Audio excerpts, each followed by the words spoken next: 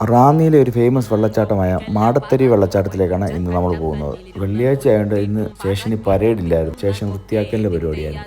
വൃത്തിയാക്കി കഴിഞ്ഞപ്പം ഇത്രയും പേർക്ക് കുളിക്കാൻ സ്റ്റേഷനിൽ വെള്ളത്തിൻ്റെ ഷോർട്ടേജ്. അങ്ങനെയാണ് ഞങ്ങൾ ഇങ്ങോട്ട് വരുന്നത്.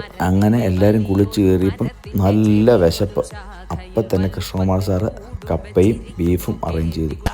അതും കഴിച്ച് അവിടുന്ന് ഞങ്ങൾ കയറി.